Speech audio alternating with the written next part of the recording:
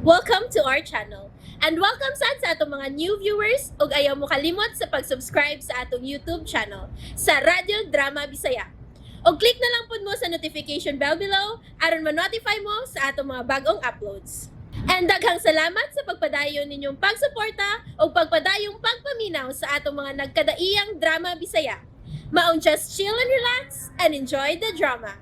Tierra del Sur. Ayaw na napita kay Laom nga mungaw na ka ng nasunahan. Tingnan mahog ka, Padre Verde! Padre! Padre Verde! Padre! Huwag siya mamati na ko. Huwag mo nagawa sa may pangisip. Kung sa mga po ito niya. Huwag di ay siya kunis-kunisan nilang Marcelo o Darwin. Iha, Krisha, okay rakit kaayo ko dire sa karaang bahay sa mga Buenavides. Amping diha, Mami. Thanks, Iha. Ayaw biya kita o pasaya-saya diha, ha? Ilabi na sa panahon sa gabi, Kaya na ay daghang scary baya diha, Mi. No worries, Iha. I can manage myself here. Kamu hinuod diha si Brenna. Amping mo diha, ha? Yes, ma'am. Thanks. Dira ko magtukay din sa Latiera. Ogma o baka sa sunod adlaw, mo paulit na sab ko din sa ato, Iha.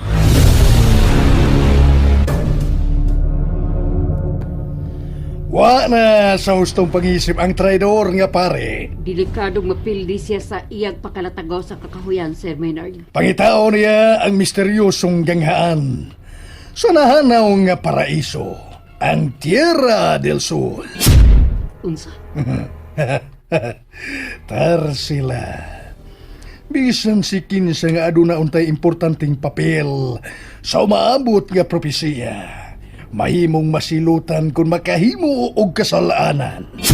Sir Maynard. Ongolok! Wake! Ongolok! Uka! Wabal ngap tulag! Ganab as nguli! Muhangyo lang unta ko. Kada kunin mo uyunan, Ma'am Rolaida. Unsa ka na, Tarsila? Gusto kong ibalik na buligin ka na ko, Sabrina. Dili na ka na mahitabo. Ma'am Rolaida. Atong irespeto ang desisyon ni Brenna. Kay angay gyud nga ang iya mo'y masunod og dili ang imo. Mahimong nakalitan lang siya. Husto ka, nakalitan siya. I mean, nabag-uhan siya nga naa pa di ay mga tao nga makamaong mubati o kaluoy niya. Ma'am Rolaida, gimingaw na ko sa kong pag-umangkon. Ngunit tinuon akong gibati karon. Naluoy gyud unta ko nimo, Tarsila. Apan mas naluoy ko ni Brenna, human ko masayod kung giunsa mo siya pagda. Gimaltrato mo siya, sukad sa bata pa siya. Mo ka nagisumbong ka namo ni Brenna. Pero kabahin na sa kong pagdisiplina niya ang ako gibuhat ba? No! Ma'am Rolaida. Dili nato padakon pa kining isyuha, Tarsila. Please. Maayo ang pagkabutang ni Brenna uban sa akong Krisya. Huwag kay angay kabalakan. Mahal ko kay Sabrina. Mauli ka matuuran nga di gid ako malaksi sa kundungan, ma'am. Mahal mo siya. Apan gipadako mo siya sa kasuko o pagpanagmal. Ma'am Rolaida. Nahibaw ko kung unsa si Brenna sa umaabot unya nga mga adlaw, Tarsila. Angay yun siyang pagkaon at imanon o kung mahimo, buhungon sa gugma o ihatag ang kutob sa unsa may iyang gikinahanglan. Pero wa mo ka na buhata, Tarsila. Wa mo ka na mahuna-huna kay kanunay mo siyang gipasakitan. Bagsumpaag siya, nga hungaw ang pangisip. Basiyo iyang pinsamiento. O kung mo lang po siya, swerte siya. Apan kung dili, babatay gid unya si Padre Verde Martiniano, punyo. Wa ko magdahom nga makahimo siya sa pagtinguha sa kamatayon sa Supremo. Espesyal ko yun unta siyang higala. Apan tulibagbag, mandiay siya. Ang tiguang pagyod nga Bitalyano mo'y iyang giduol.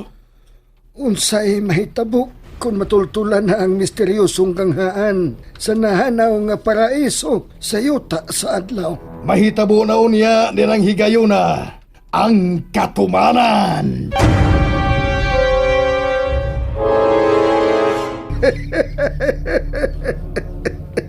Senyor Minard Buenavides, dili kayo di ay maayong mulaom, kay lagi dunay gisaad. Usto kayo ka. Usto ang tanang saad nga mahimong mapakyas. Labi na kung wa na diha ang misaad. Sama kang Tarsila, iyang gipanghambog ang gisaad kuno ni anhing Senyor Benedicto Buenavides ngadto kaniya. Mapakyas si Tarsila sa iyang gilauman, punyo. Oh, mapakyas gyud unya siya. No, dili ko mapakyas po niyong. Dili. Tanaahon talang unya, Tarsila. Kinsa may mutuan? Si Sir Minard? Siyempre, siya gud ang supremo. Hoy, Bogo. Si Anhing Senior Benedicto Benavides, mao'y labaw sa primo. O nasayad ka gyud anak. Si Senyor Minard Buenavides, mao ang bugtong buhi nga supremo nga sa ato pa. Wa nay tingog ang patay na nga misaad kanimo og kabulahanan, Tarsila. Ambot ni Pupanyong. Buisit ka buktuta ka. Mamatay ka na lang ngayon ni anak, Tarsila. Ma'am Rulaida gabi na. Sa kanagantos karaang bay, kay matugulisan ko. Magsultiyo na ta. Bisan kadiyot lang. Okay, sige. Hinaot kagaan unta sa imong buot ang akong pagdawat sa obligasyon. Isip mo'y mamahimong piniyalan sa halad. Ma'am Rulaida? Sabta palihog. Nga kaayuhan alang ni Brenna, mo'y akong kiyonahuna. Nalain jud kay ko. Kay gikuhaan ko ninyo katungod, isip mo iyang guardian. Huwag yun ay ni mo hisabti ang akong punto. Bisang unsaon ko pa kunimos pagpasabot, di yung ko gusto mo sabot. Kay bugat ang akong buot, aning inyong gihimo. Sabton tagihapon ka, Tarsila. Sige na ma'am, sige na. Sa karagatos karaang bahay, kabusones ako sa akong gipuyan. Busayo ra ba kong bata, ang mag-andam sa pamahaw. Buisit. Naom ng gabi, pero di man ko makatulog na magurona. Kipati na ko nga si Ma'am Rolaida yun. Mo'y labing higpit akong karibal sa gugma ni Sir Menard. Di ko makatugot ka mapakya sa akong gilauman. Kinahanglang papason sa kong dara ang mga sagabal sa kong gugma ni Sir Menard. Pero, di ko mapada sa kong gibating kasuko kasi na dako kay kong utang ni Ma'am Rolaida. Huptan ko na nagyod kanunay ang gisaan ako sa labawang supremo nga si Aning Senyor Benedicto Benavides. Duka na yun kaayo ko. At matuog na lang ko. Ug masapuntag na kumanawag kang iha Krisya. Oy, kapuknaw sa hangin. Naglibot-libot sud aning kwarto ang hangin nga ambot ug nganong nakasud nga sirado man unta ang mga bintana.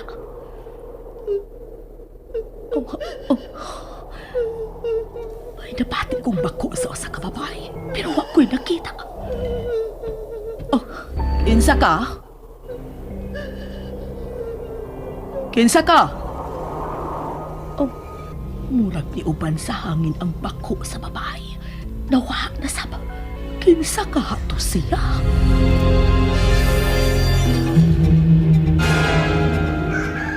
Kakinsa ka ang maong tingog sa babae nga naghamok na ko gabi, Menard? Siguro ko nga si Digna ka to. Okay. Nakaila ko diya. Og nahibaw ko sa pait niyang gidangatan din hisod ni ining karaang bayi. Ang tud karon, dili pa ko malimot nga ako'y nahimong primary suspect sayang kalit og brutal nga kamatayon. Kinsa bagyod ay ang nipatay niya? Kinsa bagyod ay ang kriminal ni aning digna, ha? Menard? Ang tud karon, wa pagyud masubay kanang bahina. Basta ka dili ako ang kriminal sa kaugalingon ni kong asawa. Dili ka ha ang nagpatay kang anhing digna. Maurasab ang nipatay kang anhing Ursula nga kaluhan ni Tarsila. And there you have it, everyone. Stay tuned sa atong next episode. Bye!